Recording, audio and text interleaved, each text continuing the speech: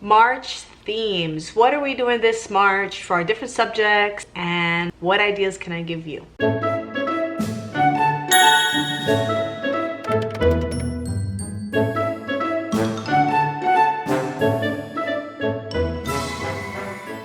Hey guys, it's Vani from Mrs. Mom's Homeschool, and today I'm going to share with you guys what we're doing the month of March.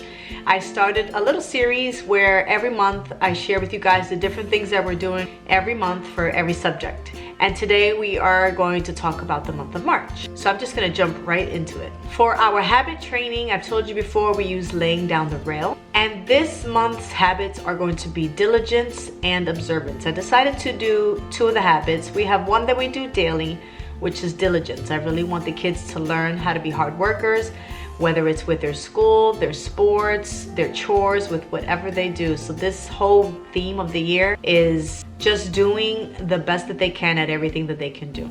This will lead to less drama, less frustration for all of us, less discipline issues if they would just do what they have to do and are self-motivated to do it.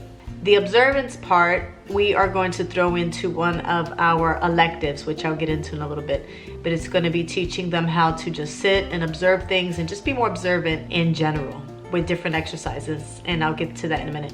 History. We just finished up the Good and the Beautiful science unit, and we did the ecosystem science unit. And now what I'm doing, I told you guys before, if you're new to my channel, you might want to go back and check out some of my other videos. But what I do is this year is I'm alternating units. So like every month we're doing either science or history, unless there's a holiday. Then we'll get into that later. But we just finished science last month and we did the ecosystem, and now this month we're doing unit 1 of the Good and the Beautiful history level 1. When we're finished this, we'll jump back to another science. So we're learning right now about ancient Egypt, and we're just doing the whole first unit of the Good and the Beautiful history. And the kids and I are having a really good time with this. This is the first year where I'm kind of enjoying history. Bible. So we have been working through theology. We're going to continue with that. We've also been working through with my first grader, the Jesus Storybook Bible, and we're still working through that. Now my son has been doing this work Bible study from notconsumed.com. I'll post some links above and below, and he's about to finish that. So when he's done that, we are going to jump into some apologetic type things, and we're going to be learning, reading through the book together of the Case for Faith Kids. And we're going to be learning about why we believe what we believe in. I think that's really important. When they're little, they just believe what you teach them. But as they get older, they start to have questions. And before he gets to that point where he's asking questions about his faith, I want to instill the foundation now of why we do believe what we believe and how do we know it's true. And my son is 10 and he's in 5th grade. Okay, so for our electives this month, last month for our elective, we did some poetry tea time. And this month we're going to be doing some nature study. That's where we're going to be throwing in our habit of observance into our nature studies. So we're going to be using, I have like so many different nature studies books. I'm going to post a link here that's going to give you all of the different things that I have for nature study, and I'm just pulling from everything. So we're going to start with learning about trees right now, and observing the trees and learning the different types of trees in our neighborhood. For our read out loud, today we finally finished the 100 Cupboards, and it's a 4-book series.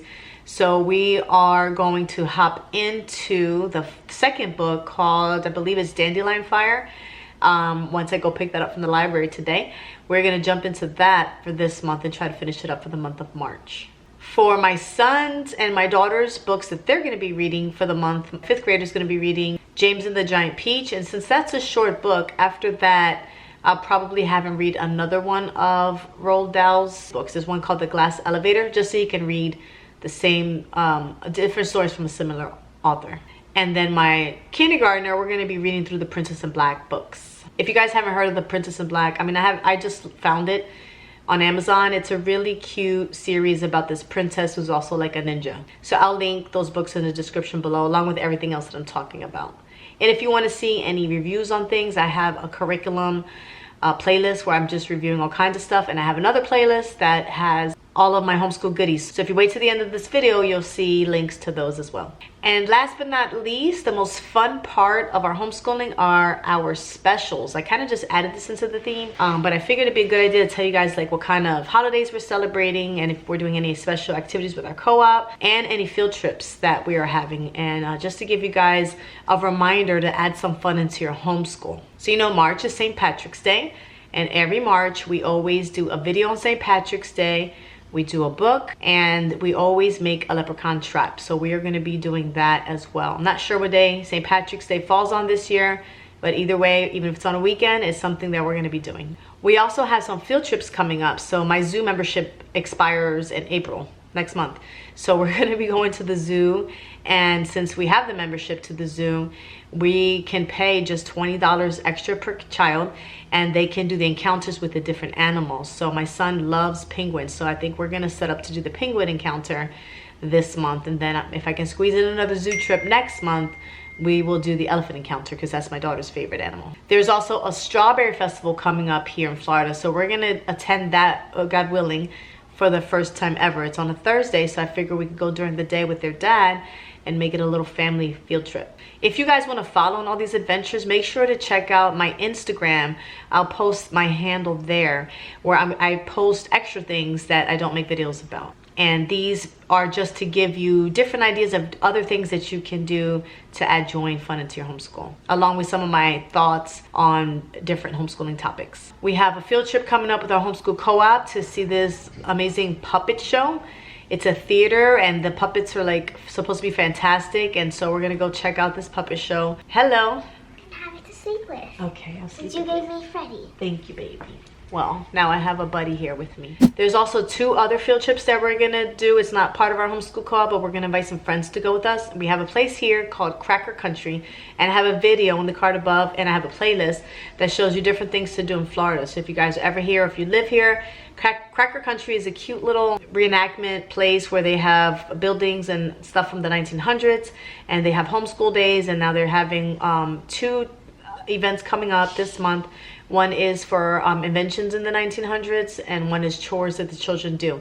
So they'll break up into little stations, and the kids get to try out those different things. And so those are 2 separate days. So we're going to try and do both of those. And then, of course, we have spring break this month. So I'm not sure what my husband has planned for us, but we're supposed to be doing something fun for spring break. And last but not least, for our extracurricular activities, my son will be trying out a ninja gymnastics class, and my daughter will be trying out a tumbling class because she just showed an interest in maybe doing cheerleading in the future. So we're going to try it out.